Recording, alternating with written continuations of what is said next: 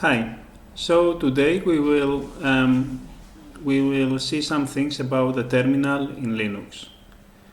The terminal will be the main tool that we will use to perform any analysis or any task in Linux operating system. So let's try to open it first. Now, all this depends, of course, on the distribution of Linux that you will use. It will be different, for example, if you will use Ubuntu with XFCE or Debian with GNOME and so on. So I use Debian with GNOME, and in order to find the terminal I have to go here on Activities and then type here terminal, and then I have different options. So this is the default terminal of Linux. This is the Terminator, a program that you can install yourself, and this one is a drop-down terminal that is quite comfortable actually to use it if you use the terminal a lot. In any case, now I will go with the usual terminal, so this one.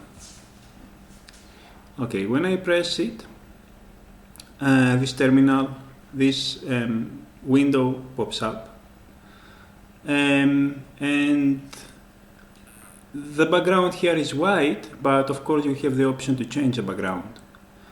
In order to do that, you must right click on it, and then you go to Preferences, and then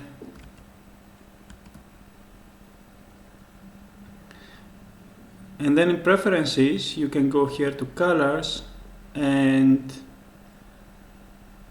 so if you unclick here the Use Colors from System Theme, so that you will have more flexibility, you can choose different themes here. So for example, GNOME Light means that it will be light color, so the background is white.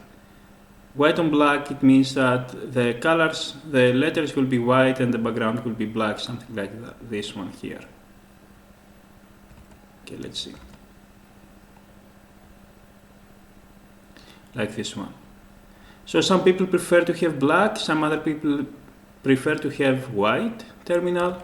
My advice is the following. Let me do it white again. GNOME Light. Okay, so my advice is the following. You should use the color that there is on your surroundings. So for example, if you work during the day in a room with many white walls, then it's better to use a white terminal. On the other hand, if you work during the night with the lights off and everything is dark around you, it's better to use a dark terminal. So try to make the contrast between the terminal and the surroundings as small as possible. This will be much better for your eyes. Okay, let's go now to the terminal itself. Now, if I will make it full screen, what I will do first is to make the font size a bit larger. Okay, you can do that with Control, Shift and plus, or Control, Shift, the equal sign. This is next to the backspace. To make it larger. If you want to make it smaller, then you will don't press the Shift, so Control and the minus sign. So Control minus, make it smaller, Control Shift, the equal sign, make it bigger. Okay.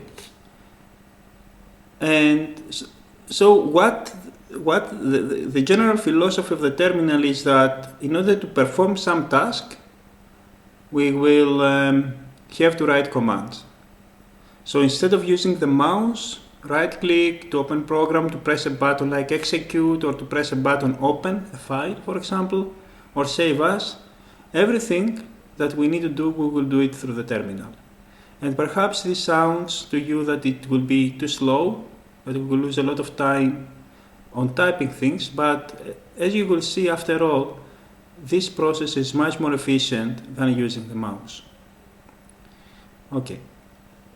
Now, as we see the terminal here, it informs us for some stuff, some things. The first thing is here the username. So this motu is the username that I use in this computer.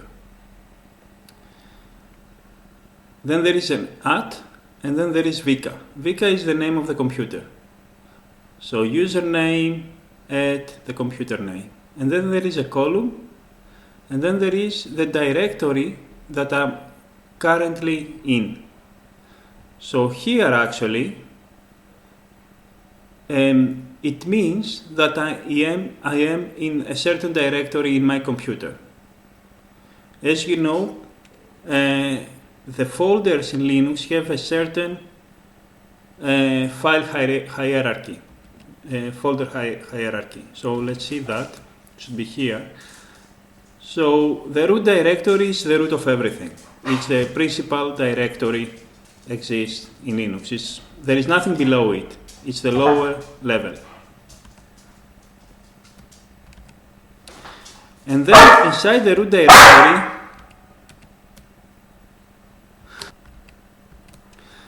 so the root directory is the root of everything. And inside there is no directory above it or below it, depends how you consider it. It's the deepest directory we have in the computer. That's why it's called root. Now inside the root, there are several folders or directories. The bin, the boot, the dev, the etc, home, and so on. Now, the interesting directory for us as users is the home directory. Because inside the home directory, there are the directories of each user.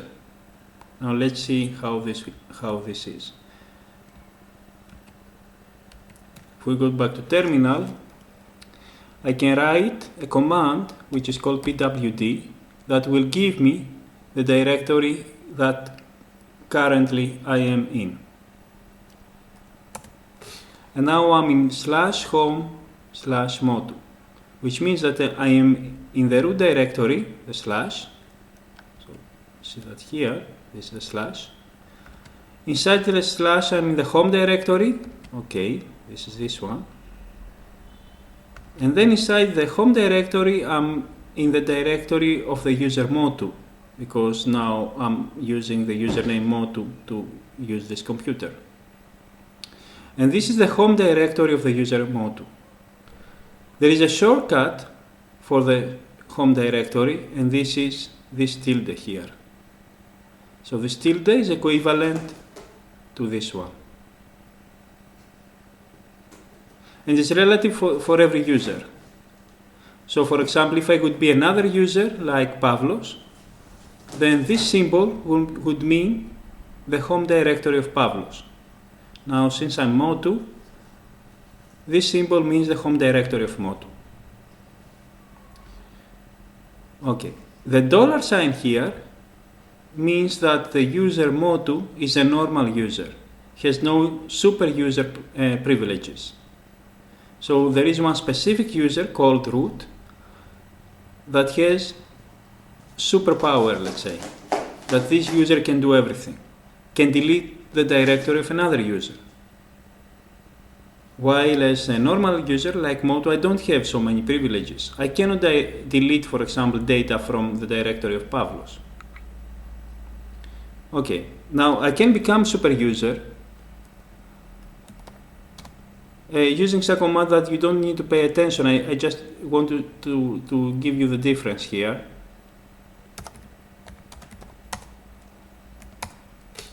So now I'm super user. You see here that I'm not motu any longer, I'm root, again at Vika. And now at the end, it tells me that there is this hash symbol, not the $ symbol any longer. So it tells me that I'm a super user. So the distinction between a normal user and the super user in the terminal is $ and the hash. And also you observe now that it doesn't give me the tilde any longer, but it gives me the path, home, motu. And this is because the home directory of root is not the home motu, is another directory. Okay, let's become normal again.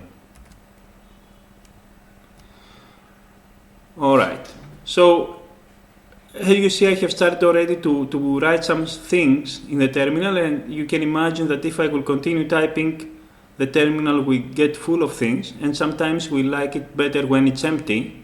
And there is a simple shortcut, pressing Ctrl L to make it clean. Okay. Now, with Ctrl L, I must mention that everything that we have typed is actually above it. So it doesn't clean the things, just move the screen here so that you will not see what is typed. If you want to really erase all this information, you must type reset. And with reset, everything cleans, there is nothing above it. Okay. Let's start now to play with some commands. The first command that probably you will have to learn is a command called ls. ls comes from the word list, which lists the things that there are in the directory that you are located in. Now let's remember again where we are. I use the command pwd, which means print working directory. I'm in home motu, I'm in the home directory of the user motu. You can see that here as well. So if I want to see what there is inside this home directory, I have to use the command ls. And it will show me all files and all folders that I'm allowed to see, that are not hidden folders or hidden files. You will see later on that there are hidden folders and hidden files as well. Okay, these are the files and the folders that there are in ls. Now, this depends on the computer and the custom things on the computer, but in general, things that you see in boldface blue, these are directories. So for example, documents is a directory. Things that you see in black, normal face, is a file. So for example, this is a paper, PDF paper. And things that you see in light blue, or some light green sometimes, is a shortcut. This means that it's not a real directory, this one, but it's a shortcut. It means that it points to some directory that is located elsewhere. But for our convenience, I have put a shortcut in the home directory. Now, files might have extensions. These are not very important as Windows, because if I will right-click anyway, I don't open the file like this one. I cannot open it like that. I must write a command to open it. So I must specify the program to use in order to open a file. On the other hand, if I will use some Windows system that I will right-click on it, the suffix is important, because with this, the computer understands which program to use to open it. But if I have to specify the program that I will use to open the file, then the suffix is not important any longer. So for example, let's give you a small example. If I want to open this paper, I can use a software for reading PDFs. And this, for example, in Linux is the software Ocular.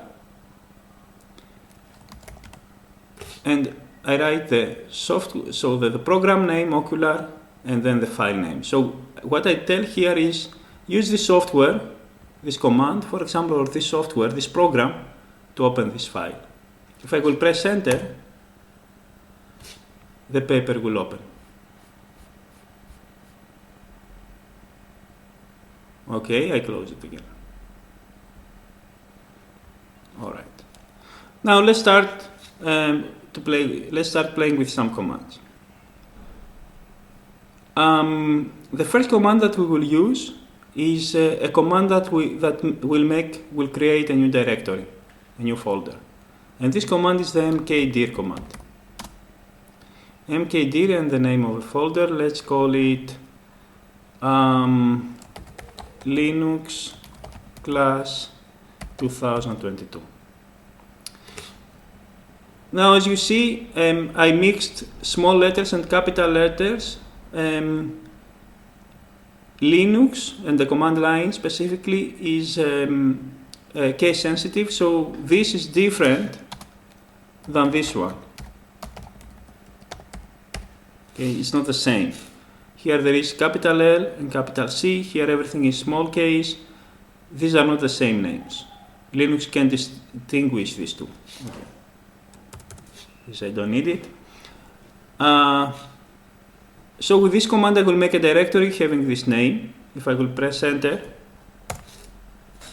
I make this directory. Now if I will use the command ls again, I can see that there is such a folder called Linux class 2022. Okay. Let's see some additional things with ls. Now, as you see, I will clean the monitor. ls will give me these results, and actually we should read them. So these are ordered.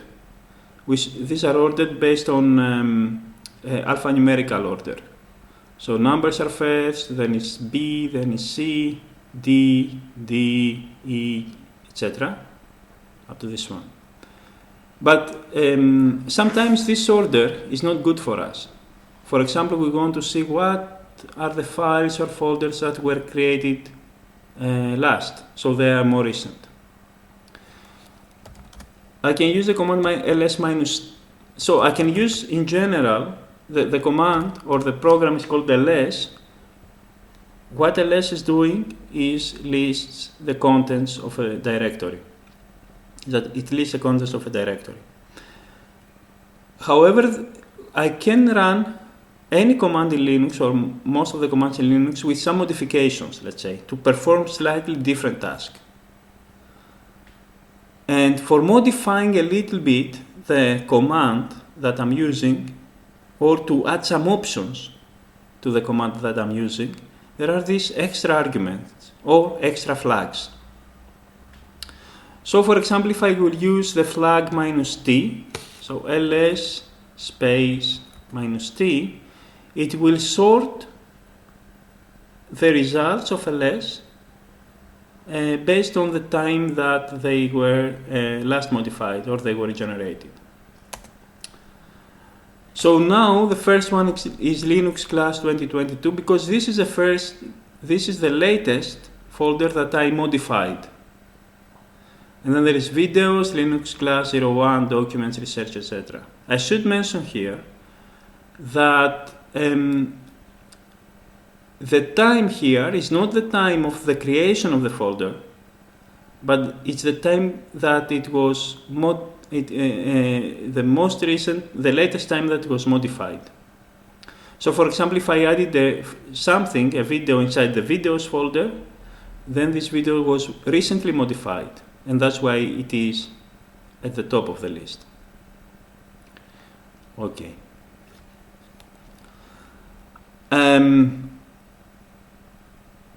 There is, if I want in opposite order, I will use again the ls -t, but then with the -r flag. So I have two flags now. The -t means order everything in chronological order, but then reverse this order. So now the Linux class 2022 is the latest one, and templates is the first one, which is the oldest actually folder that was modified. Okay. Now, I should probably tell you a trick here. If I want to use ls again, ls -t -r, I don't have to write it again because it's the latest command, the last command that I used. So I can just press the upper arrow, so the arrow that points to the top, and then it will give me the previous command. I didn't type this ls -t -r, I just pressed the upper arrow, and it showed me the last command on the screen.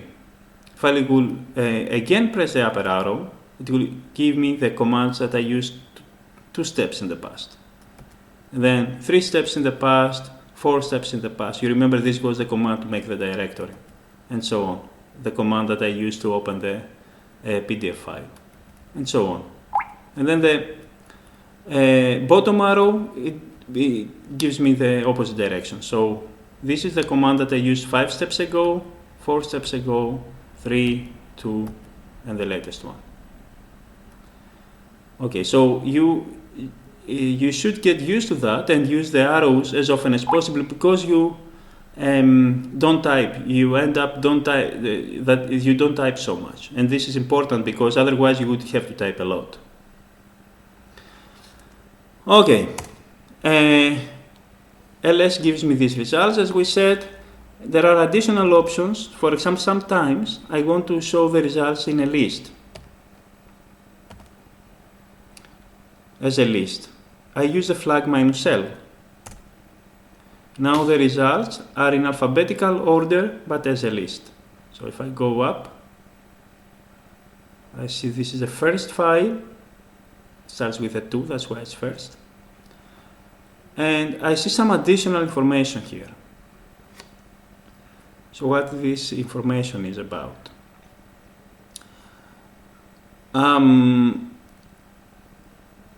This string of characters is a special one that I will explain a bit later.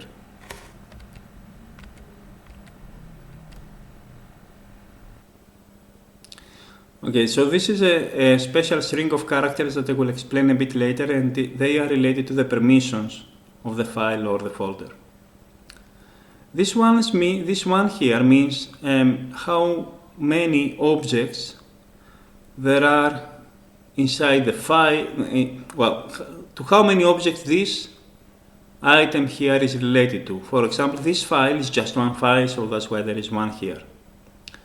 This bin here is related to two things. One is the folder itself, the bin, so this is one, and there is one additional file inside bin, and this is number 2.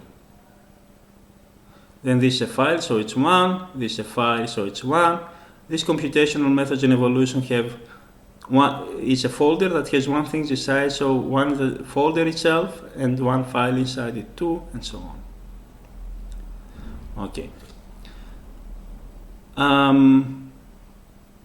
This one here, the motu, is the user name of the owner of the file or the folder. So it informs us that this file has this guy as an owner. This one is a group that the owner belongs to, and that is related to the file or the folder. So a user might belong to several groups, and a group might contain several users. This user, when this user created this file, he created it as belonging to the motu group. The number next to that is the size of the file in bytes. Keep in mind that this is in bytes, so it's 49,000 bytes, more or less 49 kilobytes. And then there is a date, May 12, which is the date that this file was created and the time that this file was created. Now let's come to this string here. It's a string of 10 characters. The first character informs us whether this thing here is a file or a folder. If there is nothing, a dash, then it's a file. If there is a D, then it is a folder. Now, of course, the distinction here is obvious because files are black and folders are blue in boldface, but in some computer systems this is not the case, so you have to see here to understand if this is a file or a folder. Okay, and the next 9 characters, we read them in triplets. So the first triplet is RW dash, and then is R dash dash, and then R dash dash. Now let's see the meaning of this. There are 3 kinds of permissions for every file or folder. One is the permission to read it. So, for example, asking the question, can I open this file to read the contents? If I have a read permission, then I can do that. The second permission is to write on it, the W permission. This is equivalent to modify it, actually. So the write permission is the same as modifying it. I can modify a file, which means that I can add things, I can change the content of the file, if it is allowed, or delete it. I can delete the file. This is considered to be a modification action, so it needs a write permission. And then there is, the last permission is the execute permission. So read, write, and execute permission, which means that if this file contains a code, can I execute it? Okay, so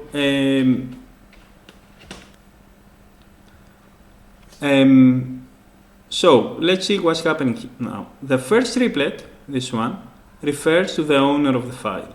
So the owner of this file has a read permission, can read the contents of it. He has a write permission, can modify the file. So for example, I can delete it if I want. And I don't have an execute permission. If I would have an execute permission, there would be an X here. Like this one. I don't have an execute permission because this is the default for security reasons in files. I cannot execute them in principle. I cannot execute the code in it. Okay, so the owner has only read and write permissions.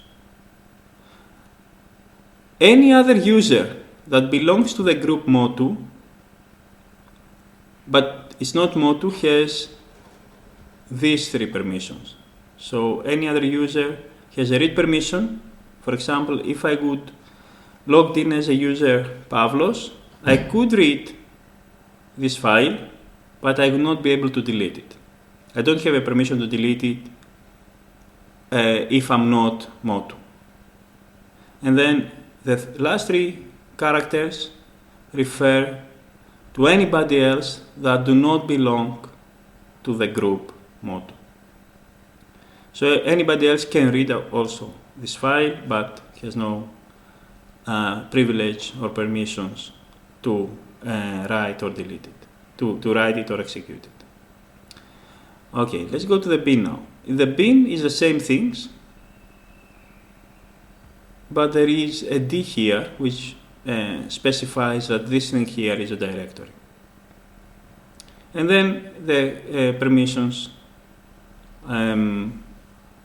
are given again by the three digits here, three characters here, and three characters here.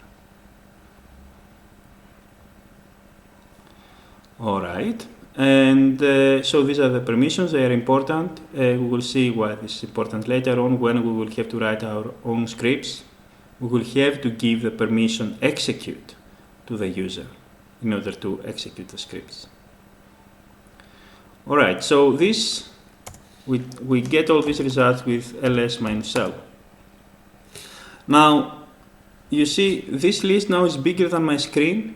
So quite often I want to see the latest file, the last one file, this one, to be the most recent that I made. What I will do then, so ls-l, it will be a list, -t, it will give me the most recent file on the top, and -r, it will reverse this order, so the last file will be on the bottom. And actually this is the case, Linux class 2022 is the last file. Now, in order to avoid to write -l, -t, -r, and because ls is used all the time, then for ls specifically it's the same to write all these things with one dash. ls-rtl, it means in principle ls-r, -t, -l. It will give the same result. Another thing that we usually do is that we don't like to see these numbers as bytes. So these are quite a few bytes here. I don't know how many kilobytes or megabytes maybe. But thanks God there is this h, which is the same like -h, which means that give me the size in human readable format. And now this one is 1.6 megabytes. Or this one is 4 kilobytes instead of more or less 4,000 bytes. So it's very usual for me to write -rtlh, because usually this is what I want to see. The last file at the bottom of the list, the last folder, or the last file at the bottom of the list, because usually we are interested in the folders that we generated recently and not the ones that we created 1-2 years ago. And so this means the RT here, and then L as a list, and H the size in human readable format. Okay. This with ls. I think these are enough for the ls command. Now, let's go to the Mkdir command. We used before the Mkdir command to create this Linux class 2022. We just use the Mkdir like that. I will not do it now because we have created this folder already. And if I press enter, you see that the computer reported an error message. The terminal reported an error message says that I cannot create the directory Linux class 2022. This file exists. Indeed, it exists, so that's why it was not able to create it. Since I created this folder, I can go inside it. In general, I can change directories. I can change my working directory. I can work in different directories in the terminal. So if I want to work inside the Linux class 2022, what I will do is that I will use the command cd, and then I will type Linux class 2022. But now there is a trick. You can imagine that if you will have to type all the time, then if you have a long name, you will type forever, right? So in order to avoid it, there is an autocomplete trick when you type. Now, here, if I'm not mistaken, the only folder that starts with a capital L is this Linux class 2022. So since I wrote capital L, if I will press tab, it will try to autocomplete the remaining. So I'm here, I press tab, there is nothing else starts with capital L, so the only option that the computer has is Linux class 2022. If I will press enter now, the command cd will change my working directory from the home directory of the user motu to Linux class 2022. I just press enter, and you see now that my working directory is this one, which is the directory Linux class 2022 inside the home directory. Okay. Now this should be empty, so if I will press ls, it will give me nothing. But now it's time to learn another option of ls. The option to show me also the hidden directories.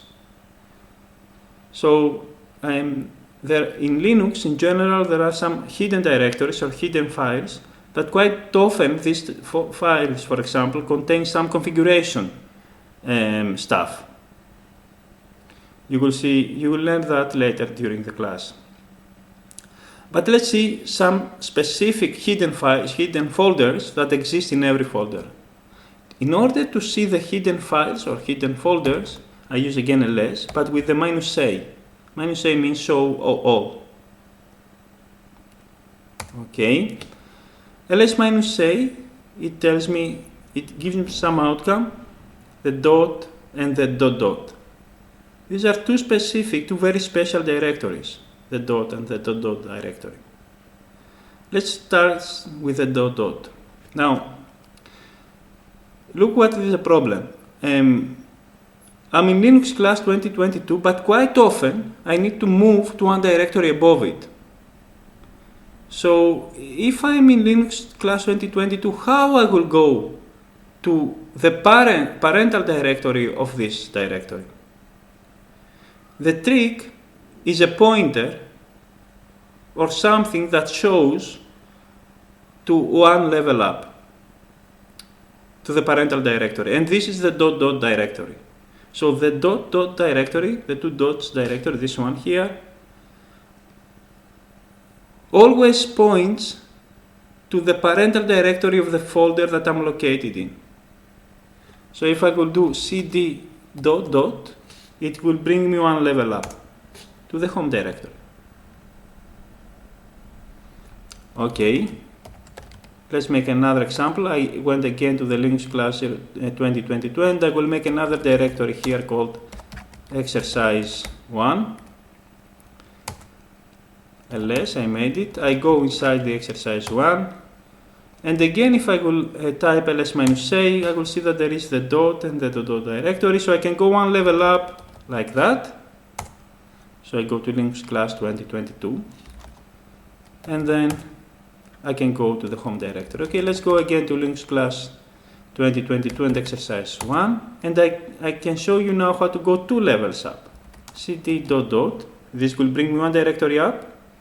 Then I use slash and then one directory up again. So in total this will be 2 directories up in relation to where I am now. And I go directly to the home directory. Now since I showed that, I remember that there is another trick specific for the home directory. If I want to go to the home directory, and this is something that we do very often, we need to go to the home directory, you can just press cd. cd without anything is a special shortcut for cd to the home directory. Okay. Alright. We saw the hidden folders and hidden directories. Actually, there are several of them. Let's see how many there are in the home directory. Okay, you see all these guys with the dot here are actually hidden files and folders that the Linux created itself. So for example, this one is some configuration file for some specific program how to run, or some options of this program, some configuration that I have made default. For example, it's written here. This one is another special file, the bashrc, that specifies some environmental variables, as we will learn later on, and so on. So all these files and folders that start with a dot, these are hidden files and directories that we can only see using the ls-a. Okay, let's use another trick of the Mkdir directory, Mkdir command. So we created this Linux class 2022 and then the exercise 1. Now, let's say that I would like to create a file that has a following path. So I need to create a folder inside the Linux class, inside the exercise 1, inside exercise 1a, and then another file, results. So the whole hierarchy will be Linux class 2022, exercise 1, exercise 1a, results. And I just need to create the results. If I would say Mkdir Linux class 2022, I just press enter here, right? So E, enter, and then exercise, I have to type this because it's not written, exercise 1, then results, the system will complain. It will tell me I cannot create this directory because there is no such file or directory. Of course, the exercise 1a is not present. I never created this one. So how can I create the results inside the exercise 1a since the exercise 1a is not there? I cannot do that. Then what I would have to do would be to create first exercise 1a and then the results. Okay. Luckily there is an option in Mkdir using the flag -p that it will go and generate all the intermediate directories that are not there for us. Okay, Mkdir -p and this command will create the exercise 1a and the results. So if I will go now to Linux class 2022, exercise 1, exercise 1a is there. I understand it because it was autocomplete, you see. And then results, it's there. And I can go inside there. Okay, in order to go now back to the home directory, I just press CD. Since I showed this autocomplete thing, let me show you another option also. Now let's say that, let's see, okay, with D. Let's say that I want to open these documents here. So I want to go to the documents directory. If I will press D, capital D, it will not autocomplete it because documents is not the only directory that starts with a capital D. There is also downloads. And there is also desktop. So if I will press one, let's do it again. I clear the monitor. D, there is this sound that tells me, okay, there are more directories starting with a D. But if I press 2 times, so one more time, it will give me all the options. So with capital D starts with desktop, the documents, and the downloads. Now if I want to go to the documents, I just need a no. This will not be enough. If I will press tab now, it will again do the sound, and then there is documents and downloads. So I must also type C, and then a tab, and it will autocomplete because there is nothing else start with a doc. Documents is the only option. Okay. All right. So we saw the Mkdir, the autocomplete, and we saw the ls, and we have seen the cd command. And let's go again to Linux class, and let me show you.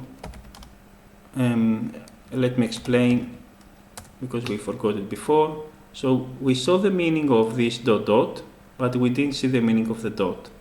The meaning of the dot, actually this is again a pointer, but does not, it points to the same directory that we are in. So if I go to cd dot, in principle it will do nothing, because we say change directory to where I am now. Okay, it will stay there. You may wonder why this is useful, but you will understand it later. For example, the copy command. When we copy files, and actually we can see it now. Okay, let me copy some files to understand the meaning of these commands. I go one level up, and let's say that I want to bring this file, the Charles Jensen 2021 PDF, inside the Linux class. Okay, there are several ways to do that, but I will show you this one. I go to Linux class 2022, and now what I want to do is to copy a file that is one level up to where I am now. Okay, this is the logic. Copy the file that is in the parental directory in the file that you are now. Okay, the copy command is the cp, and the syntax of cp is the following: copy from to. Okay, from what I want to copy? I want to copy something that is one level up. This is the one level up. The paper that I don't remember how it's called, but if I will press again 2 times tab, it will show me all the possible options. So this is the Charles Jensen 2021. I can see it here. Okay. Copy. Again, I will show you how I did that. Let me clean the monitor and show you again. Tab 2 times. It gives me all the options that it writes more here. In order, so more is a specific program that gives me the contents of something. It's not really important, but in order to escape that, to go out of this, I must not press enter, because with enter you go below to the list. Let me do it again, but I need to press Q. So with Q, I exit the more environment. I just tell you this because maybe you will you will encounter this problem, and then I just press, let's see, to do it slowly, capital C. Okay, it's the only file that starts with capital C. It auto-completed, and now according to the syntax of CP, as I told you before, I must copy something to somewhere. But okay, this somewhere is here, is where I am located now. So in order to specify the current directory, because this is needed based on the syntax of cp command, I have to have a symbol that specifies exactly this here. Okay, now the command is complete, is okay. Copy something to here. And if I press enter, it has copied this file exactly here. With ls I can see that this file is here. I can move, with the same way I can move a file somewhere else. So move the child host here, it will cut and paste. Not copy and paste, but cut and paste. So now the file is here, but it's not here any longer. Okay, let's bring it back.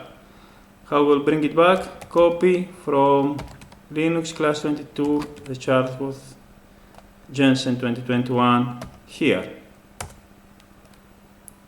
Okay. And because it was just created with ls-rtlh is the last on the list. If I would be here and I would like to copy it in Linux class, then the syntax would be a bit different. Copy the child host Jensen 2021, which is now located here, but put it inside this folder. So again, this is copy, source, destination. It's the same syntax all the time. And now it's inside the Linux class again. Alright, go one level up. I can copy all the PDFs if I want inside the Linux class 22. Linux class 2022. How do that? Copy. And now I can use wildcards. A wildcard, for example, there are several, but one wildcard is a star symbol. Actually, this is the wildcard. Yeah. So this means as many characters as possible, whatever character. But I say, okay, I want to copy something that can consist of whatever characters, but the end of it is .pdf. So this means copy all files. I don't care about the name of the file. I just need these files that you will copy to end to have the .pdf suffix, which means that probably these files will be PDF files. Copy all these files where? To the Linux class 2022. Okay, let's go to Linux class 2022. There is nothing else. Probably this is the only PDF that I had. But if I could have many of them, it would copy all of them in the Linux class 2022.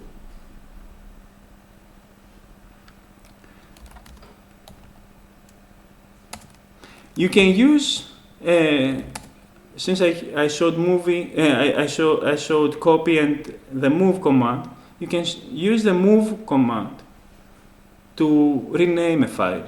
So let's say that I want this logs log to rename it into logs2log. So I can do move the logs2. This is the source again, but the destination now will be logs2log. In principle, it will cut this file and paste it as logs2log, which means actually it will rename the file. You see now that there is no logs.log, but there is logs2log, which is the same like this one with a different name.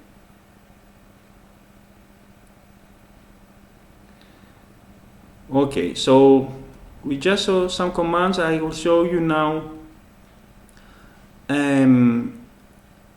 some commands to see, just to see the contents of a file. Now let's go to another directory, this Linux class 01.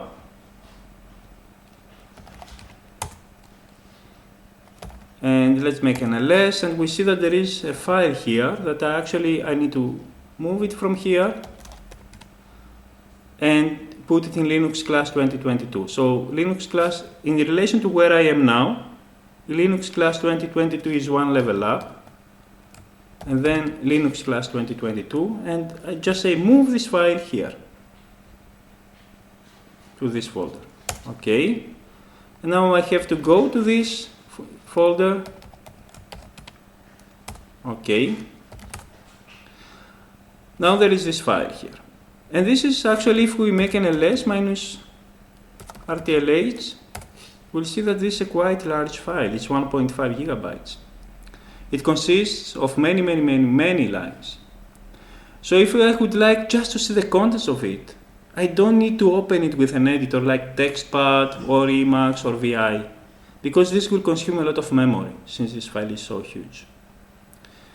If I just need to see the contents, Linux has some specific commands that will just show me the contents of the file without actually being able to edit it, and this will not consume so much memory.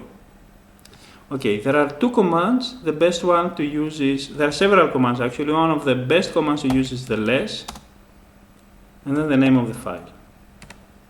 Again, you see that I use autocomplete. This file is the only file that starts with a U and will autocomplete it. So this is the first line of the file, this map version 1 scoring 0, this is the second line, and then the third line is all this actually, up to this point. So from here, from this S to this AA, this is one line. But since it does not fit in one line of the terminal folds it. There is a specific way to mention that I don't want to fold the long lines. Just use them really as one line.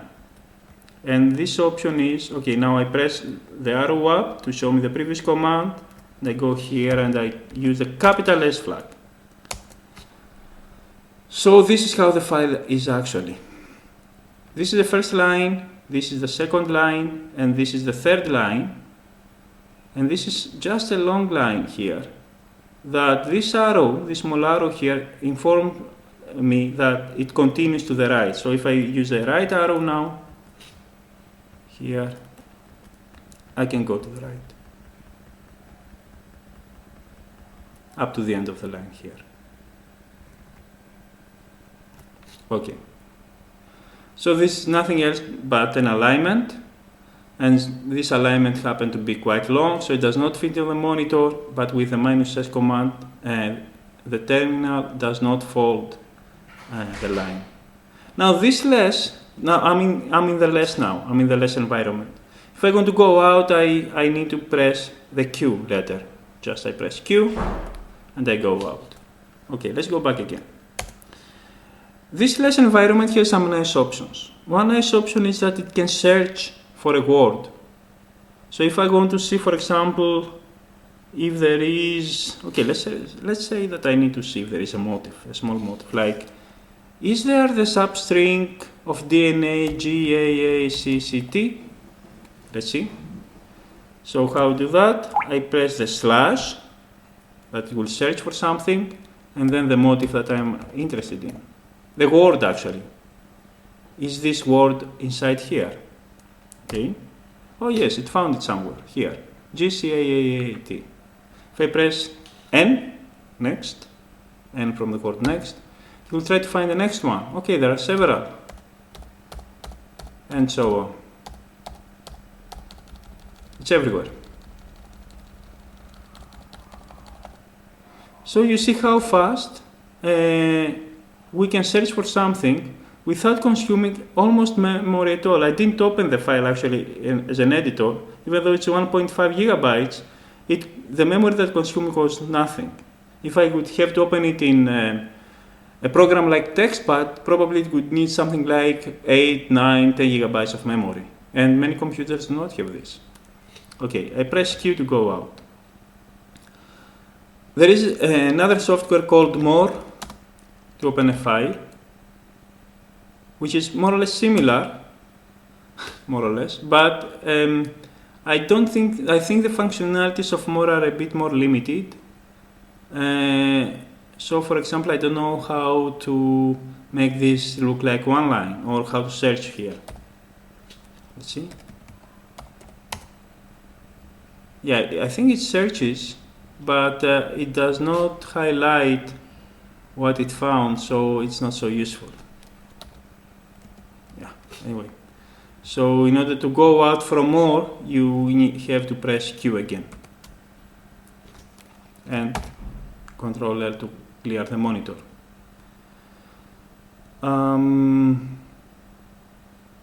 Yeah, so we saw very basic commands in Linux, but with these commands we can start playing with the terminal. So this is all for now. Thank you. Bye bye.